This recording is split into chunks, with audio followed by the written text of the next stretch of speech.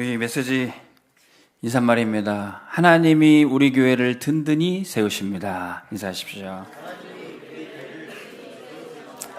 네. 하나님이 우리 교회를 절대망대로 세우십니다.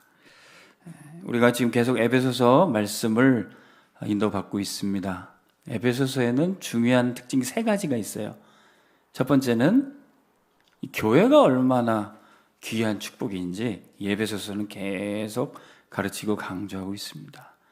은혜의 복음을 전해주고 믿음으로 받는 구원을 메시지를 듣는 교회가 얼마나 귀한 교회인지 여러분들은 돌아다녀 보시면 압니다.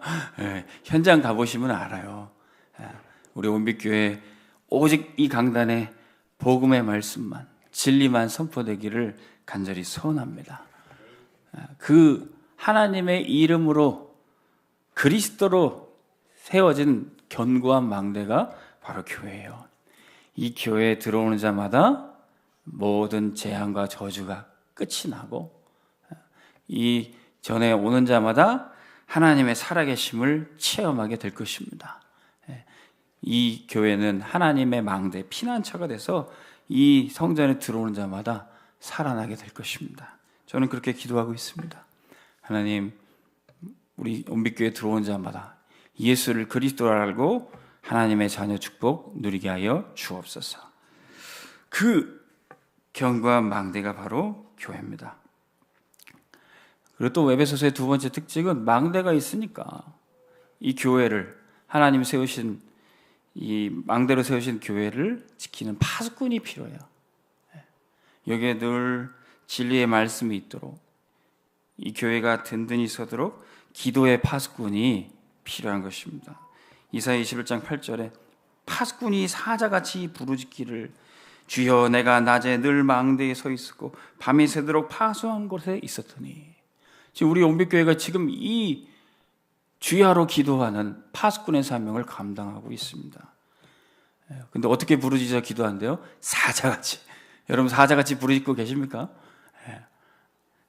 마귀는 우스운 사자같이 삼킬자를 찾고 우리를 대적하지만 우리는 그보다 더 부르짖어 사자같이 기도하며 싸우는 것입니다.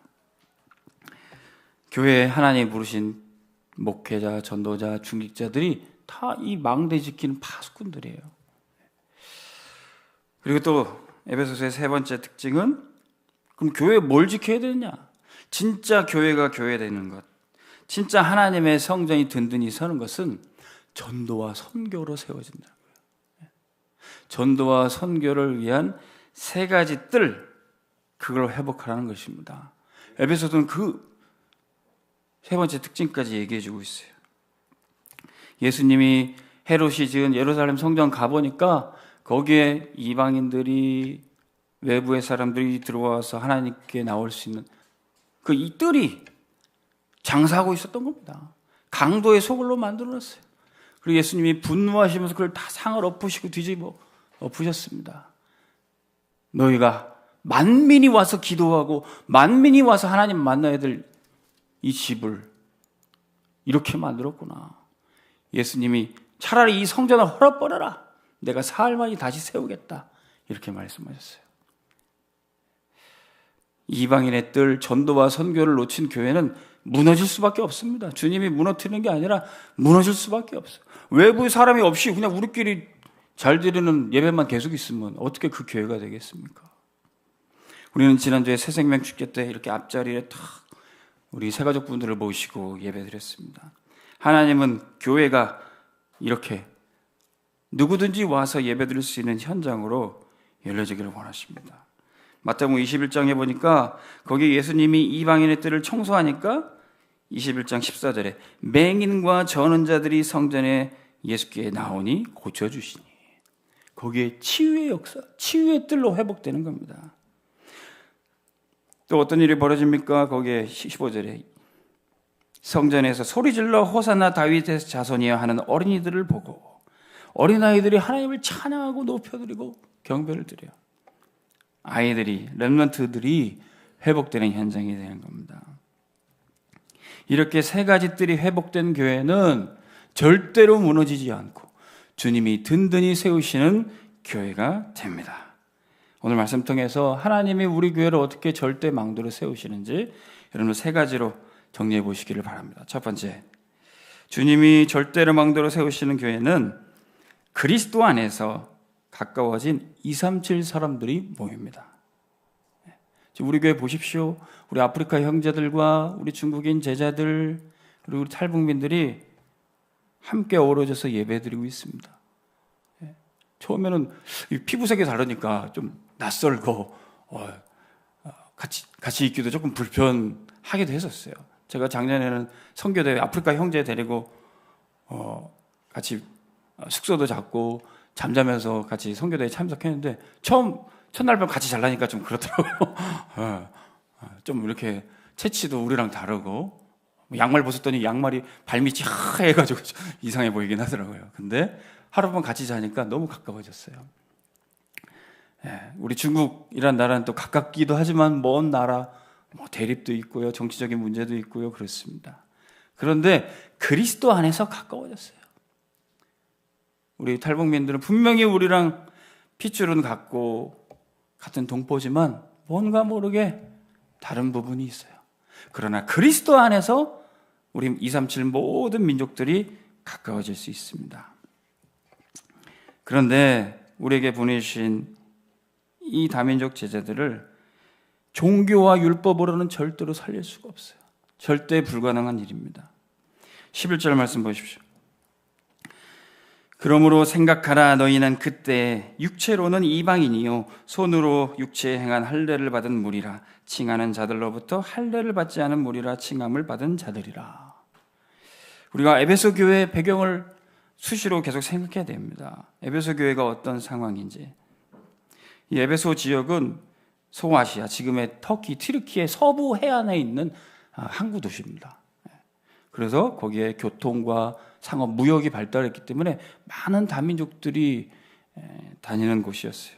그래서 이 에베소 교회 안에도 이방인들이 복음 받아서 많이 들어와 있었습니다.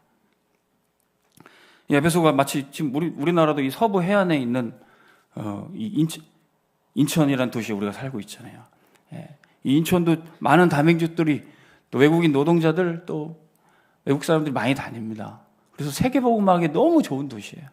저는 제 인생에 20년은 서울에 살고 20년은 인천에 살았는데 인천은 좀 공기는 좀 안 좋다 이렇게 느끼지만 중국에서 오는 황사 미세먼지 제일 먼저 와요. 근데 세계복음하기는 너무 좋다. 할렐루야. 에베소 같이 이 인천이 딱 그렇게 준비된 도시였어요. 자, 그런데 이렇게 와 있는 다민족들, 이방인들을 보면서 뭐라고 생각합니까? 유대인들이 저들은 할례 받지 않은 무리라 칭함을 받은 자들이라.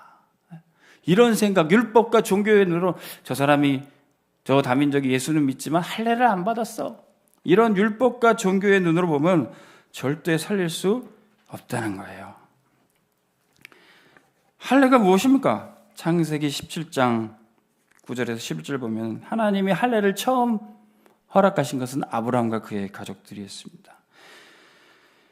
너희 중 남자는 다 할례를 받으라. 창세기 17장 9절에 10절에 이것은 나와 너희와 너희 후손 사이에 지킬 내 언약이니라.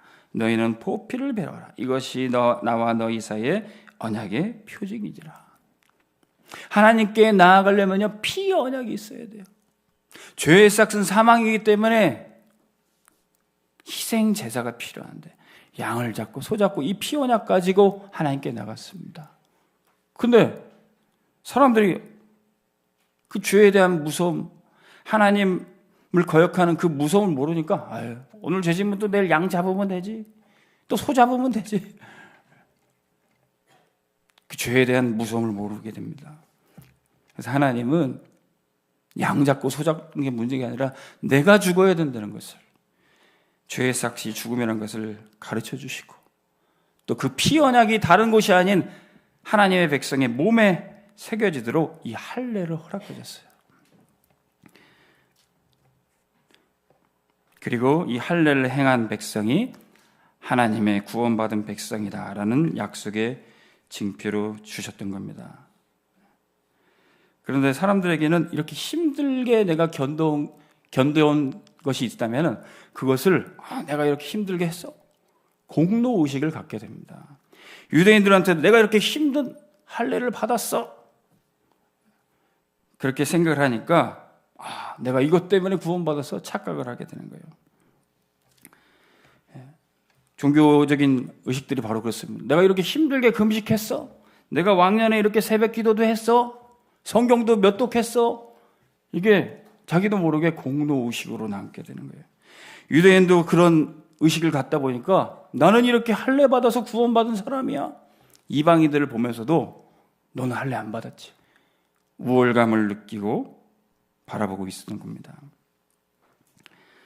심지어는 사사기서 15장 18절에 보면 삼손이 심히 목말라 여호와께 부르짖어 이르되 주께서 주의 소원을 통하여 이 큰 구원을 베푸셨사오나 내가 이제 목말라 죽어서 할례 받지 못한 자들의 손에 떨어지겠나이다 하니, 이방인들을 향해서 저 할례 받지 못한 자들이라고 칭하는 것이 아예 관례가 됐어요. 나는 이렇게 할례 받은 하나님의 백성이야, 저 이방인들은 할례 못 받은 지옥에 들어갈 놈들이야, 그런 생각을 갖고 있었던 거예요.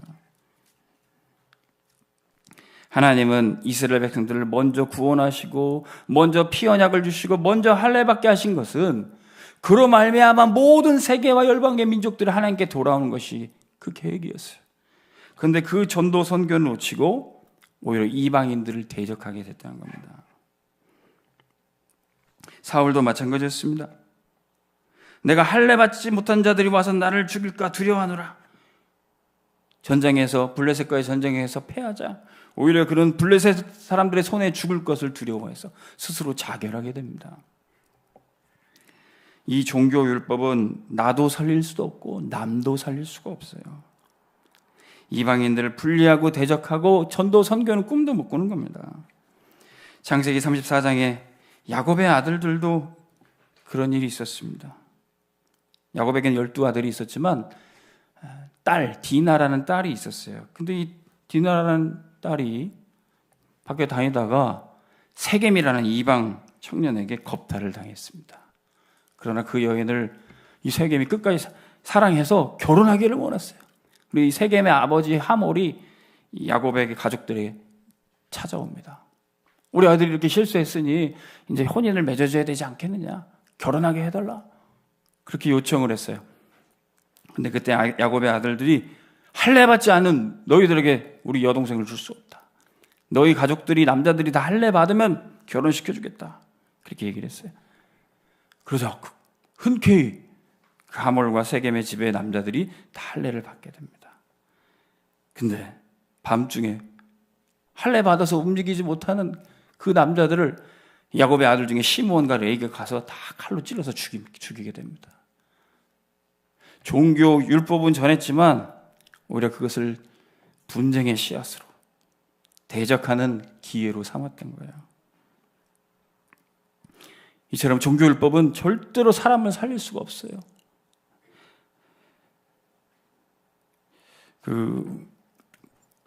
예수 믿는 집에 예수 안 믿는 남자가 장가들 때 보통 장인어른이 그 사이될 사람을 앉혀놓고 이렇게 얘기합니다. 자네 내 딸이랑 결혼하면 예수 믿어야 되네, 교회 꼭 다녀야 되네, 이렇게 많이 말씀을 하세요. 우리 교회도 뭐 그렇게 해서 예수 믿으시는 분이 혹시 계실지 모르겠는데, 근데 이 사이가 결혼할 때까지 꾹 참고 교회를 다닙니다. 근데 결혼을 딱 하잖아요. 이제 내가 교회 그동안 참고 다녀줬으니까, 결혼했으니까 이제 안 다녀. 그렇게 전달한 종교율법은 사람을 살릴 수가 없어요. 내가 이렇게 힘들지만 일요일날 아침에 깨져서 예배 드려줬으니까, 결혼했으니까 됐잖아, 그리고 진짜 말씀이 들려지지 않고 복음이 전달되지 않으면 믿음을 잃어버리게 됩니다. 우리는 이런 종교 예식, 교회를 열심히 다녀라, 율법을 얘기하는 것이 아니라 예수 그리스도 복음만이 내 가족과 이웃을 살릴 수가 있습니다. 골로새서 2장 11절에 12절 말씀 보세요. 또 그 안에서 너희가 손으로 하지 아니한 할례를 받았으니 곧 육의 몸을 벗는 것이요 그리스도의 할례니라. 너희가 세례로 그리스도와 함께 장사되고 또 죽은 자들 가운데서 그를 일으키신 하나님의 역사를 믿음으로 말미암아 그 안에서 함께 일으키심을 받았느니라. 우리는 손으로 하는 육신의 할례가 아니라 진짜 육신의 몸을 벗고 그냥 그리스도와 함께 죽어지고 살아나는 그 은혜를 받았다는 거예요. 우리는 할례는 받지 않지만 세례를 받고 내가 그리스도와 함께 죽고 그리스도와 함께 다시 살았습니다. 이 복음을 누리게 되는 것입니다. 그래서 두 번째, 언약의 축복만이 절대 가능한 세상 살리는 소망인 것을 여러분 아셔야 됩니다. 12절, 그때 너희는 그리스도 밖에 있었고 이스라엘 나라 밖의 사람이라. 약속의 언약들에 대하여는 외인이요 세상에서 소망이 없고 하나님도 없는 자이다니. 이방인들, 너희는 그리스도도 몰랐고 하나님도 없었고 세상에 소망도 없었고 언약도 없었다. 우리도 복음받지 못했다면 그랬을 겁니다. 하나님이 없는 사람들은 뭐라고 얘기합니까? 시편 14편 1절에 어리석은 자는 그 마음에 이르기를 하나님이 없다 하는도다. 언약을 모르고 하나님이 없으니 그들은 부패하고 그 행실이 가증하니 선을 행하는 것이 하나도 없도다. 하나님이 없으니 또 그들은 뭐라고 어떻게 삶을 삽니까? 누가복음 12장 19절에서 10절. 또 내가 내 영혼에게 이르되 영혼아 이제 내가 여러 해 쓸 물건을 많이 쌓아뒀으니 평안히 쉬고 먹고 마시자. 그런데 그때 하나님이 이르시되 어리석은 자여 오늘 밤 네 영혼을 도로 찾으면 네가 준비한 것이 다 누구의 것이 되겠느냐. 하나님이 없이 살고 언약도 없이 산다면 우리도 그냥 잘 먹고 잘 살고 잘 쌓아놓고 이제 행복하게 즐기자. 화장실 더 하나 있는 집 만드는 게 목적이고 통장에 공 하나 더 만드는 게 목표로 살다가 그냥 오늘 갑자기 우리의 영혼이 걷어가지면 떠날 수밖에 없는 그런 인생을 살 거예요. 이게 하나님 없는 인생의 삶입니다. 그러나 이제 언약의 축복을 누리는 사람은 하나님이 살아계신 그 현장에 살아가는 거예요. 이 언약의 축복을 종교나 율법으로는 절대로 전달할 수가 없어요. 갈라디아서 3장 13절에 14절 그리스도께서 우리를 위하여 저주를 받은 바 되사 율법의 저주에서 우리를 속량하셨으니 기록된 바 나무에 달린 자마다 저주 아래 있는 자라 하였습니다. 이는 그리스도 예수 안에서 아브라함의 복이 언약의 복이죠. 이방인에게 미치게 하고 또 우리로 하여금 믿음으로 말미암아 성령의 약속을 받게 하려 함이라. 이 아브라함의 복은요, 우리가 피 흘려서 우리가 할례 받아서 받을 수 있는 게 아니에요. 언약의 축복을 전달받고 우리 대신 그리스도가 피 흘려 죽으심으로 나무에 달려 죽으심으로 우리는 이 언약의 축복을 믿음으로 받게 된 것입니다. 네가 할례 받아라, 네가 열심히 해라, 이거 전달해서는 이 축복이 전달되지 않는다는 거예요.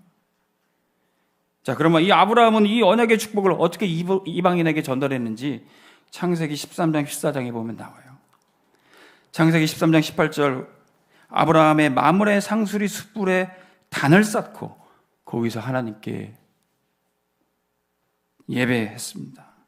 근데 이 마므레는 뭐냐? 지역 이름이 아니에요. 사람 이름이에요. 이 아브라함이 언약의 축복을 누리고 있자 그 옆에 있는 이방인들이 그것을 보고 저 아브라함은 왜 이렇게 축복을 받냐? 저 사람이 믿는 하나님은 진짜 살아계신가 보다. 흠모하게 됐어요. 창세기 14장 13절에 아브라함과 동맹을 맺은 사람들이 바로 마므레, 그리고 마므레 형제 에스콜, 아넬이라는 삼형제, 이 삼형제가 아브라함과 동맹을 했던 겁니다. 그래서 롯이 소돔과 고모라에 살다가 망해서 붙잡혀가서 죽음의 위협을 당했을 때 이 아브라함이 318명 가병 군사를 데리고 이 동맹한 마므레 형제들과 함께 구출하게 됩니다. 이 마므레 형제들에게 할례를 받아라, 네가 어떻게 해라, 그 종교를 전하지 않았어요. 아브라함은 그저 자기가 있는 현장에서 탄을 쌓고 여호와의 이름을 부르고 축복 누리고 있으니까 그들이 부러워서 내가 너와 한 팀이 되기 원한다, 동맹이 되기 원한다 요청을 하게 됐던 거예요. 이 힘 가지고 위기에 처한 롯도 살리고 가족도 살리고 모든 사람을 살리게 됐던 겁니다. 오늘 우리 온빛교회 성도들이 계신 직장, 삶의 모든 자리에 이 하나님께 단을 쌓는 축복 누리시기 바랍니다. 그러면 여러분들 주변에 있는 사람들이 저 사람은 뭔가 있는데, 저 사람은 진짜 하나님이 함께 하시네, 축복하시네, 저절로 복음을 들으러 나오게 된다는 거예요. 여러분들의 가족들도 마찬가지입니다. 성경에 보면 이방인 며느리 룻이 유대인 어머니 나오미를 끝까지 따라가는 이야기가 나옵니다. 룻기 1장 16절에 보니까 어머니가 가시는 곳에 나도 가고 어머니께서 머무시는 곳에 나도 머물겠나이다. 어머니의 백성이 나의 백성이 되고 어머니의 하나님이 나의 하나님이 되시리라. 이 나오미와 룻은 둘 다 과부가 됐어요. 어쩌면 이 나오미가 볼 때 이 룻이 이방 여인이 들어와서 내 아들이 죽은 건 아니냐, 그런 생각도 들 수 있습니다. 그리고 이 룻은 이제 남편도 없고 과부인데 내가 이 어머니를 모셔야 되냐, 그런 생각도 들 수 있어요. 근데 뭔가 모르게 이 이방 며느리 룻에게 언약이 담긴 거예요. 어머니가 믿는 하나님 정말로 살아계시기 때문에 내가 그분을 믿고 따라가겠습니다. 어머니를 따라가고 어머니가 믿는 하나님을 따라가겠습니다. 이렇게 결단하게 됐던 거예요. 제가 예전에 섬기던 교회에 한 권사님이 아주 가정에서 이 사업장을 같이 운영하시면서 이 피부샵을 하셨어요. 우리 피부샵을 하시면서 얼굴도 주무르고 어깨도 주무르고 RUTC 방송도 틀어놓고 전도들 아주 잘하셨어요. 그리고 거기에 청년들 불러서 미션업도 하고 아주 사역을 같이 신나게 했었습니다. 근데 이분이 이제 예수님을 믿게 된 얘기를 들어보니까 자기가 원래 불신자였는데 예수 믿는 집안에 시집을 오게 됐대요. 근데 시어머니가 예수를 믿는데 꼬장꼬장 하시고 말도 예쁘게 안 하고 막 이렇게 다투고 뭐 시집살이도 뭐 보통 한 게 아니었대요. 근데 저분이 허튼 얘기는 하지 않은 분 같이 느껴지는 거예요. 근데 저분이 새벽 예배를 가시는 거예요. 어떻게 예수 믿는 집에 시집 와서 교회는 다니긴 다니는데 믿음이 없었대요. 새벽 예배를 저분이 괜히 가시는 것 같지 않다. 그래서 같이 한번 따라서 가봤대요. 근데 이분이 새벽 제단을 쌓으시면서 기도하시면서 믿음이 들어가시게 된 거예요. 시어머니는 믿지만 예수님은 믿어지는 거예요. 그래서 나중에는 자기가 이렇게 다락방도 하게 되고 사역도 하게 되느라 이렇게 얘기를 하고 계십니다. 우리가 우리의 좋은 모습, 좋은 성격을 보여줘서 그런 게 아닙니다. 하나님이 내게 주신 언약이, 내게 주신 복음이 내 가족과 이웃에게 전달만 된다면 그 사람은 복음을 따라오게 돼 있었어요. 제가 한 가정을 또 신방을 했는데 요즘에 다문화 가정 많잖아요. 아들이 베트남 아가씨랑 만나서 결혼해서 장가를 갔습니다.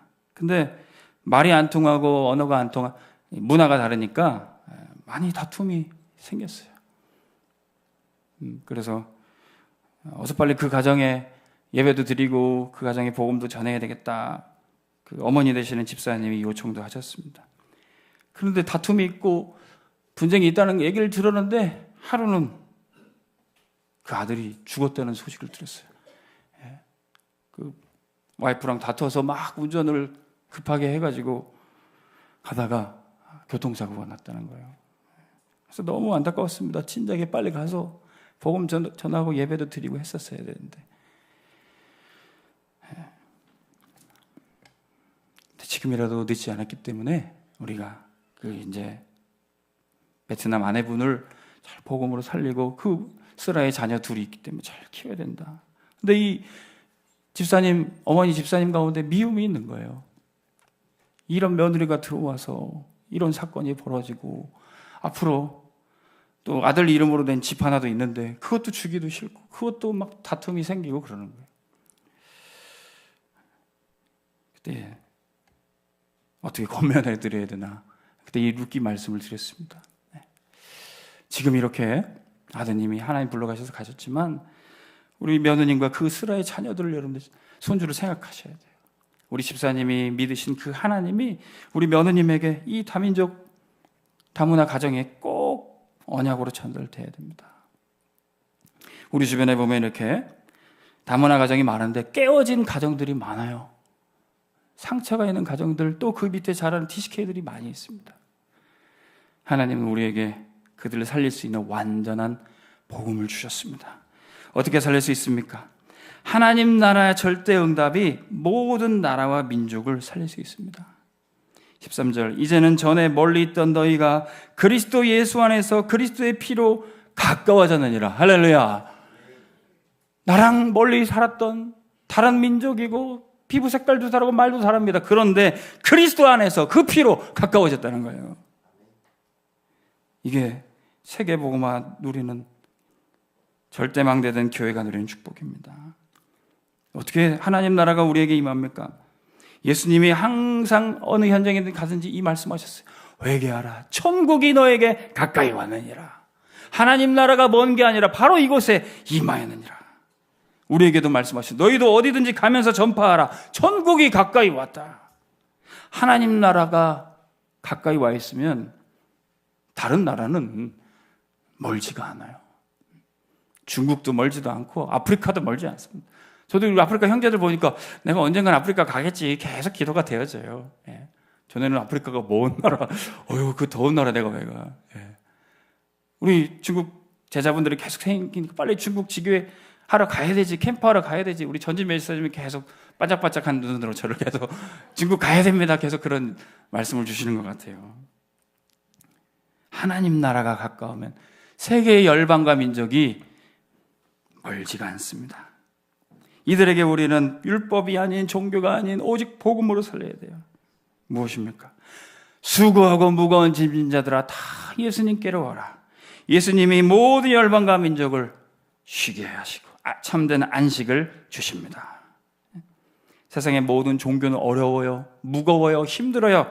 그런데 복음은 마태복음 11장 30절 내 멍에는 쉽고 내 짐은 가벼움이라. 주님 앞에 나왔을 때 십자가 앞에 우리의 모든 짐이 내려진 줄 믿습니다.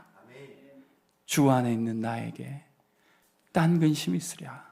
십자가 앞에 나와 내 짐을 풀었네. 모든 열방과 민족이 주님 앞에 나와 참 자유를 얻게 되는 것입니다. 그래서 우리가 이제 짐을 다 내려놓고 우리는 또 세계 열방과 민족에게 나가는 겁니다. 그러므로 너는 이제 모든 민족을 제자로 삼고 모든 열방에게 가라. 아버지와 아들과 성령의 이름으로 그들을 세례를 주고 살려라. 할례 아닙니다. 예수 그리스도와 함께 죽고 예수 그리스도와 함께 다시 사는 그 놀라운 복음의 축복을 전달하는 것입니다. 자, 그러면 이렇게 모든 다민족들을 237을 살리는 우리 교회 공동체는 두 번째, 십자가로 우리 모인자들이 다 치유받는 한 몸 공동체가 됩니다. 그리스도인은 세상 모든 사람들을 화평케 하는 사람들입니다. 14절 보십시오. 그는 우리의 화평이신지라 둘로 하나를 만드사 원수된 것 곧 중간에 막힌 담을 자기 육체로 하시고. 여기서 둘로 하나를 만드사는 유대인과 이방인들을 말하는 겁니다. 유대인과 이방인들은 서로 원수됐어요. 막힌 담이 있습니다. 그게 근데 예수님이 자기 육체를 십자가에 못 박고 허심으로 하나님과의 관계뿐만 아니라 이웃의 관계도 모든 막힌 담을 하셨다는 겁니다. 히브리서 10장 19절 20절에 예수님이 자기 육체를 찢으신 것처럼 하나님과의 관계를 휘장을 막힌 담을 하시고 또 이웃과의 관계도 하셨다는 겁니다.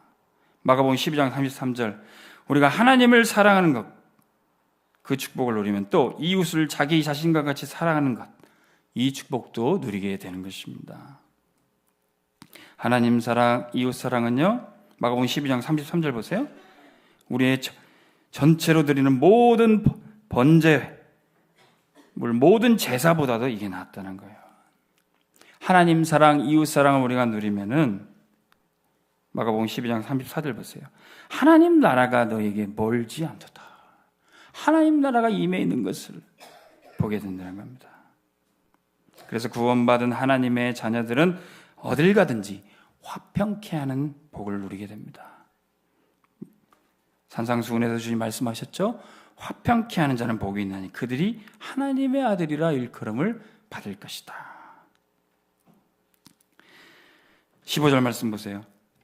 법조문으로 된 계명의 율법을 폐하셨으니 이는 이 둘로 자기 안에서 한 세 사람을 지어 화평하게 하시고, 유대인이나 이방인이나 이 둘이 이제는 한 세 사람이 되어진다는 거예요. 이제는 유대인도 아니고 이방인도 아니고 한 세 사람, 그리스도인으로 칭해지게 되는 겁니다. 우리 교회에 계신 우리 아프리카 형제들, 중국인, 아프리카인 아닙니다. 다 그리스도인이에요. 이 한 세 사람으로 화평케 되는 겁니다. 근데 이 한 세 사람은 사는 법이 하나예요. 유대인의 율법, 이방인의 법 따로 나눠진 게 아니라 전에 유대인이 가지고 있었던 그 율법을 폐하셨다는 겁니다. 아니, 마태복음 5장 17절에 보면 예수님이 내가 율법을 폐하러 온 게 아니라 완성하러 오셨다, 완전하게 하려 오셨다 그러지 않았습니까? 무엇을 폐하셨다는 거죠? 법조문으로 된 율법이 있다는 겁니다. 율법은 이제 세 가지 종류가 있습니다. 하나님께 어떻게 제사를 드려야 되는지, 번제, 속건제, 화목제, 이런 제사법이 있어요. 그리고 하나님의 백성으로서 먹어도 될 음식, 먹지 말아야 될 음식, 음식법이 있습니다. 그리고 모든 사람에게 양심에 새겨진 도덕법이 있습니다. 간음하지 말라, 도둑질하지 말라, 살인하지 말라, 내 부모를 공경하라, 이런. 그런데 모든 이방인들한테 도덕법은요, 그냥 누구든지 다 양심에 새겨져 있기 때문에 다 알아요.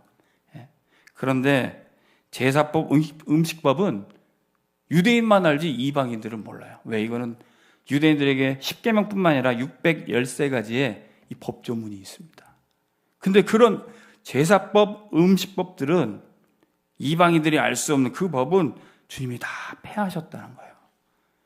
그리고 지금 모두에게 공통되는 모든 그리스도인들은 이 양심에 새겨진 도덕법은 있으되 음식 조세법은 없다는 겁니다.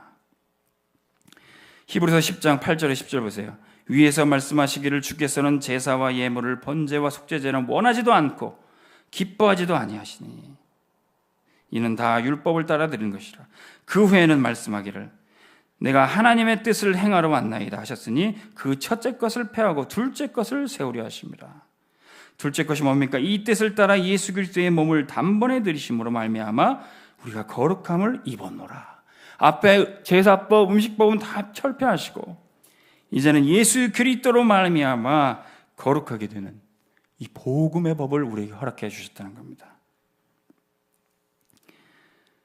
사도행전 10장에 보면 예수님이 베드로에게 부정하는 음식을 동물들을 보고 잡아먹어라.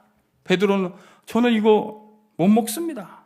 그때 주님이 말씀하시길 하나님이 깨끗하게 하신 것 네가 왜 못 먹는다고 하느냐? 네가 왜 속되다 하느냐? 음식법을 다 철폐하신 것을 말씀하셨어요. 왜? 베드로가 전도 선교하러 가야 되는데 이방인과 식사하는 문제 가지고 고민했어요. 이방인들은 같이 먹다가 유대인으로서 먹지 못할 그런 음식들이 올라오면 어떻게 하나? 그거 걱정했어요. 복음 안에서 하나님은 모든 것을 새롭게 하시고 모든 것을 깨끗하게 하셨습니다.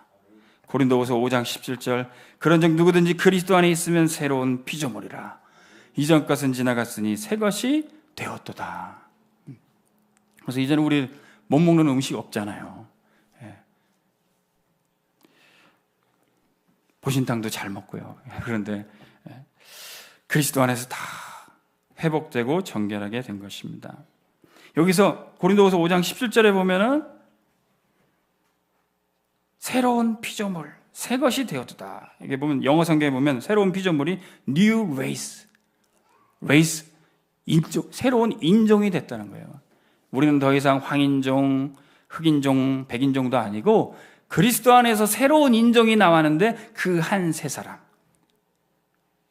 예수 그리스도를 믿는 그리스도인입니다. 우리 그리스도인은 여러분들이 가는 곳마다 화평케 하시기를 주님의 이름으로 축원합니다. 두 번째, 십자가는 화목케 하는 능력입니다. 16절 또 십자가로 이 둘을 한 몸으로 하나님과 화목하게 하려 하심이라. 원수된 것을 십자가로 소멸하게 하시고.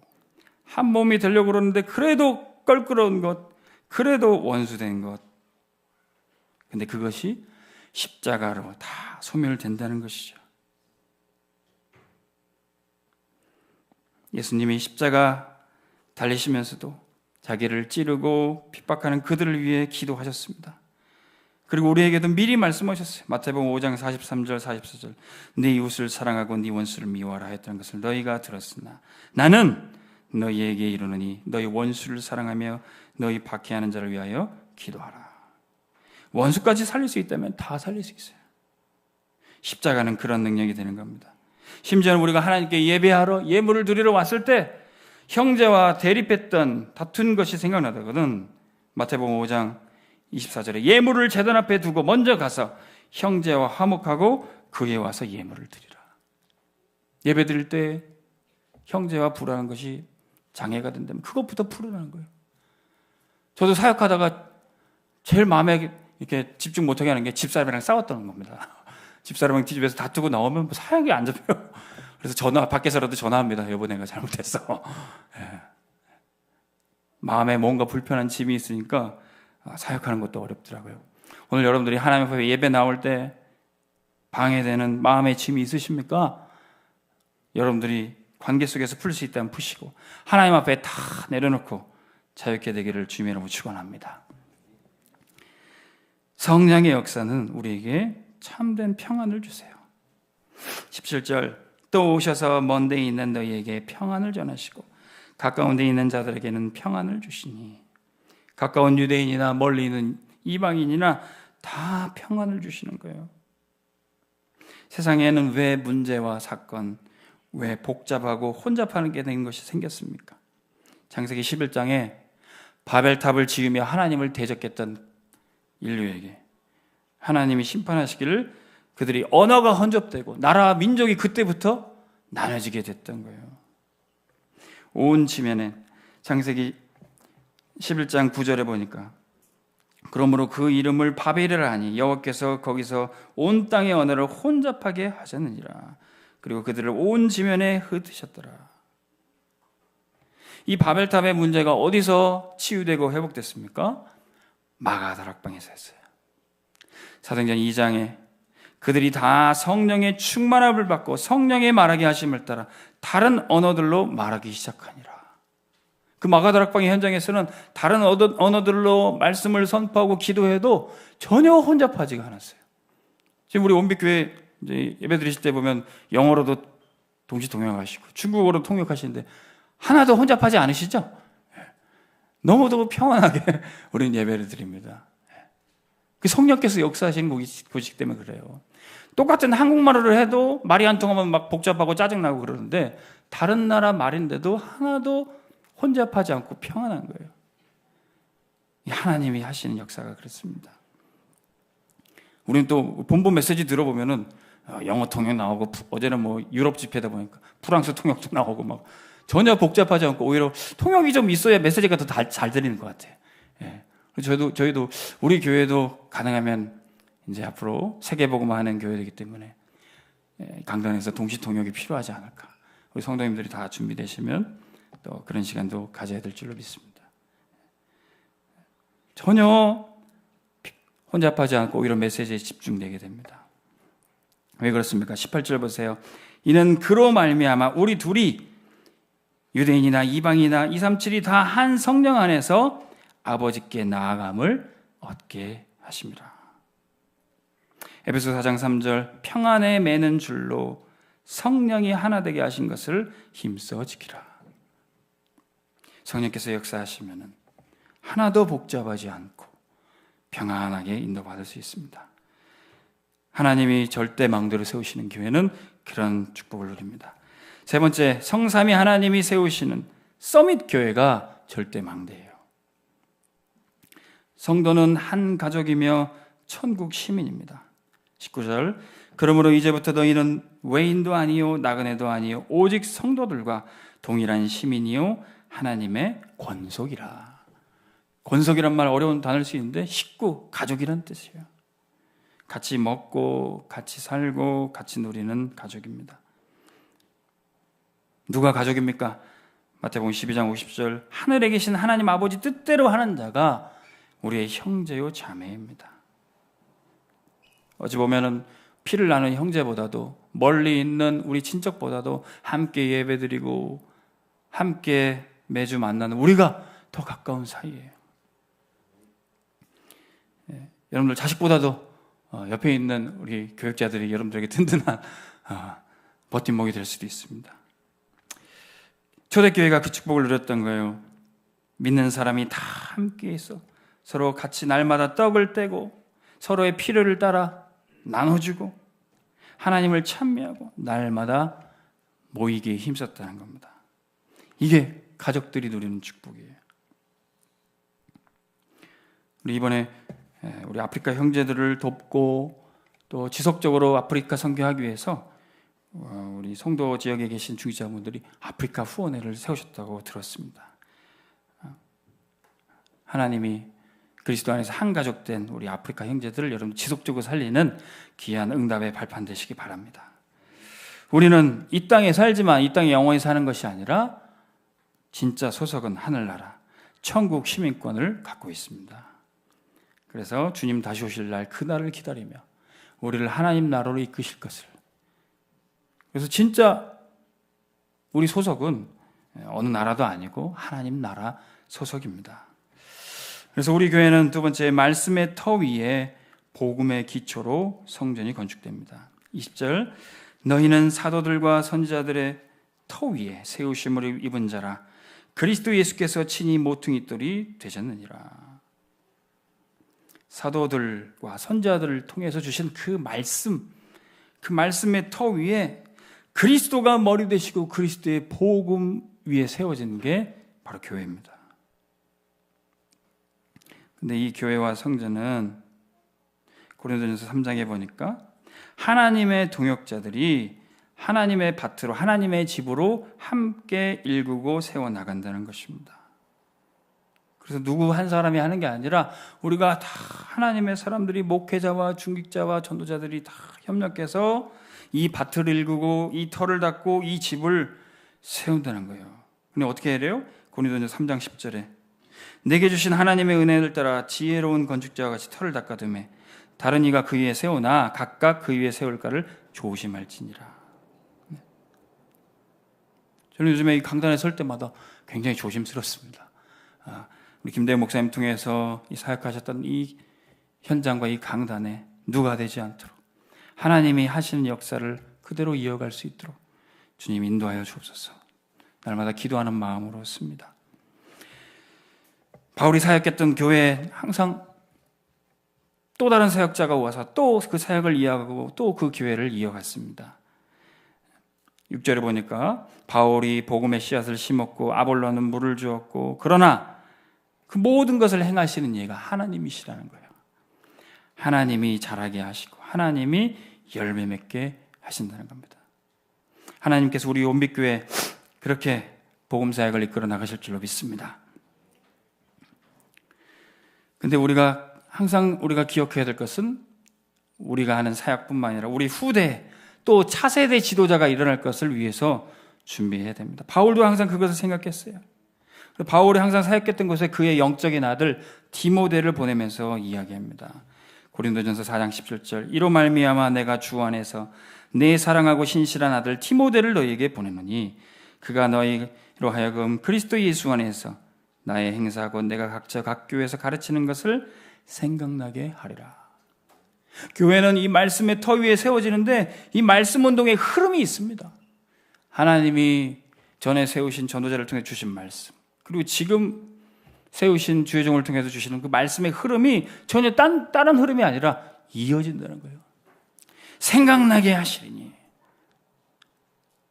보혜사 성령님이 오셨어도요, 예수님이 이 땅에서 선포하셨던 그 말씀을 생각나게 하신다 그랬어요. 저도요, 이 강단에서 말씀을 선포할 때 김대현 목사님 통해서 전해주셨던 그 말씀을 여러분들에게 계속 생각나게 하고 그 흐름이 복음의 당 캠퍼스 응답이 RUTC의 응답이 우리에게 어떻게 성취될지 계속 생각나게 여러분들에게 심부름하기를 소원합니다. 하나님의 말씀은 전혀 끊어지지 않아요. 그래서 진짜 세계복음화 응답은요, 은혜로운 세대를 계승할 때, 앞에 거 다 치워버리고 우리가 새롭게 한다, 절대 하나님의 역사 안 일어나요. 앞선 전도자를 통해서, 앞선 믿음의 선대를 통해서 역사하셨던 그 하나님의 흐름을 우리가 잘 이어받을 때, 오늘 우리 시대에 놀라운 하나님의 역사를 체험하게 될 줄로 믿습니다. 그 말씀 운동, 그 전도 운동을 우리는 진행하게 되는 것입니다. 그렇다면 우리에게 익히 주셨던 복음의 당 캠퍼스는 지금부터 계속 공사 중에 있습니다. 21절 말씀 보십시오. 그의 안에서 건물마다 서로 연결하여 주 안에서 성전이 되어가고. 성전 건축 언제 합니까? 뚝딱 하는 게 아니에요. 지금 곳곳에 건물 하나씩 망대를 곳곳에 하나씩 세워둘 때 나중에는 그 망대들이 서로 연결되는 겁니다. 그게 복음의 당 캠퍼스예요. 다윗은요, 성전 건축하기 이전에 1,000망대의 응답을 받았습니다. 당대에는 1,000망대를 곳곳에 세운 다음에 그 아들 솔로몬에게 너는 이 망대들을 다 이어서 성벽을 쌓고 성전을 건축하면 돼, 미션을 줬던 거예요. 그 솔로몬이 아버지 때 주셨던 그 언약의 흐름을, 성전 건축의 실제 응답은 이 솔로몬이 받게 되는 겁니다. 근데 아가서 4장 4절에 보면 이 솔로몬이 아버지가 주신 사명, 성전도 건축해야 되고 뭐 나라도 다스려야 되고 할 일 많은데, 지난주에 뭐라고 말씀드렸죠? 이 시골 처녀 술람미 여인에게 사랑에 빠진 거예요. 그래서 왕 자리도 비우고 왕궁도 비우고 이 여자 맨날 만나러 가는 겁니다. 그러면서 나의 사랑, 나의 어여쁜자야, 나와 함께 가자, 막 계속 구애를 하고. 근데 이 여자는 말을 안 듣고 안 따라오고. 근데 이 여자를 보면서 고백하는 내용이 아가서 4장 4절이에요. 이 술람미 여인의 이 목덜미를 보면서 네 목은 무기를 두려고 건축한 다윗의 망대 같고 곧 방패 1000개 용사의 모든 방패 달린 망대 같다. 아니, 여자의 목을 보는데 망대 같다고, 무기 같다고 얘기하면 이게 좋은 말입니까? 나쁜 말입니까? 근데 이 여인을 통해서 하나님이 내게 주신 사명, 그 비전이 발견이 됩니다. 제가 강화의 해병대 목사로 가게 됐는데, 그 강화에 보면 그 해병대 소처가 그 강화 섬 전체에 삥 둘러 있어요. 제가 이제 수십 개가 되는 그 막내 같은 그 해병대 대원들이 지키는 그 소초에 다 들어가서 복음 전해야 되고, 위로도 해주고 기도도 해주고, 그런 일이 제 일입니다. 그런 일을 해야 되는데 제가 웬 아가씨를 만났어요. 다락방 한다는 이 아가씨를 만나는데 이 여자 만난다고 거기 잘 안 가고 그랬어요. 그런데 알고 봤더니 이 여자가 해병대 목사들 사이에 블랙리스트에 올라 있었어요. 자기 집 앞에 있는 그 해병대 부대에 가서 전도도 하고 막 찬양 집회도 하고 영접 운동이 막 일어나니까 저 여자 누구야? 목사님들이 조사해 보니까 다락방이래. 그래서 저 여자 절대로 부대에 들어오지 말게 하라. 그래서 블랙리스트를 딱 돌렸는데 그 이름이 있고, 저한테도 그 여자가 오면 조심해, 그렇게 얘기를 들었지만 그 여자가 같이 밥을 먹고 있더라고요. 그런데 어느 날 그 아가씨가 이렇게 얘기를 한 겁니다. 목사님이 그래도 이 강화부대 하나님 보내셔서 오셨으면은 그래도 목사님 계신 부대 이 해병대원들이 한 번은 복음 들어야 되는 건 아닙니까? 목사님이 그래도 다 한 번은 가야 되는 거 아니에요? 이런 얘기를 썩 하는 거예요. 그 말이 마음에 딱 당기더라고요. 그래서 한 번은 다 가야지. 억지로도 한 번은 가야지.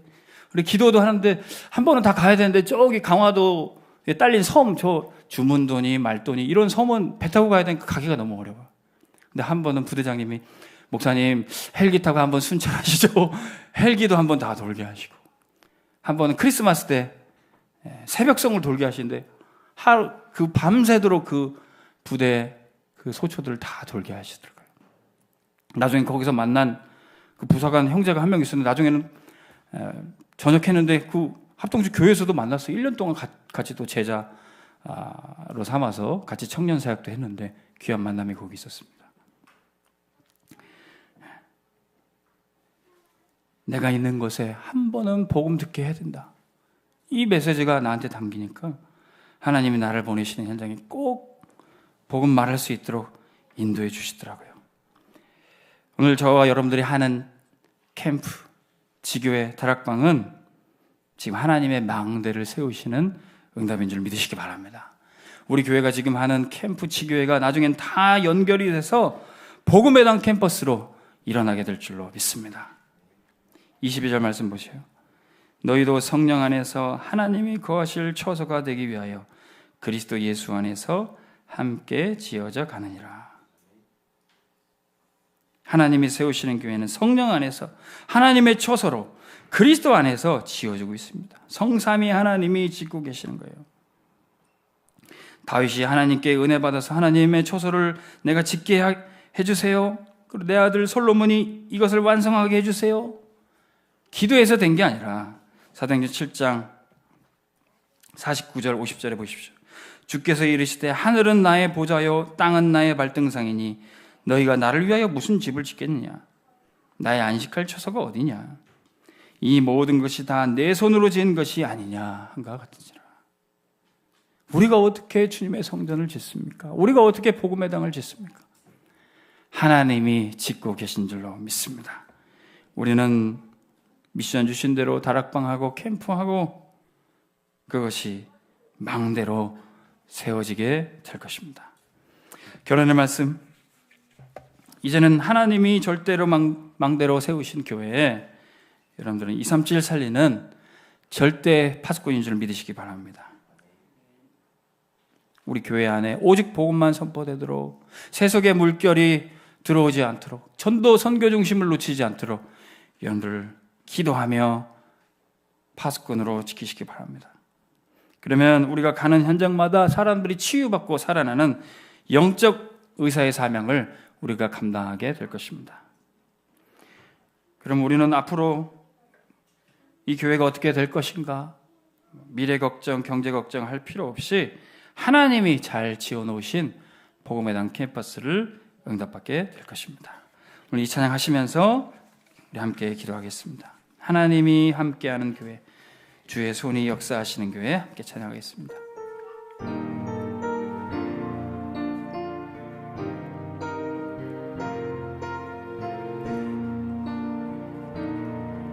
하나님이 함께한 교회, 주의 은혜 넘치네. 하나님 약속을 날마다 확인하네. 하나님이 함께한 교회, 주의 능력이 밉네. 기도 속 비밀 누리네. 성령 역사 임하네.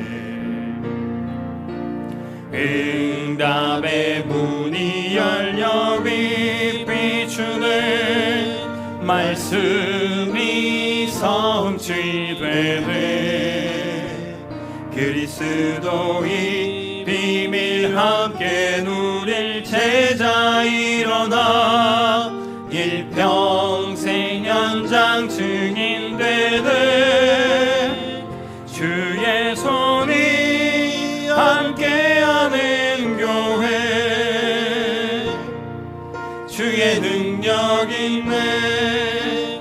새 힘을 얻으리. 주의 은혜가 넘치는 교회를 통해 전 세계 살아나 주의 영광 함께 보내. 주의 손이 함께하는 교회, 주의 손이 함께하는 교회, 주의 능력인 주의 손으로 우리 교회를 지어 주옵소서. 그니 주의 은혜가 주의 은혜로 우리를 붙잡아 주옵소서.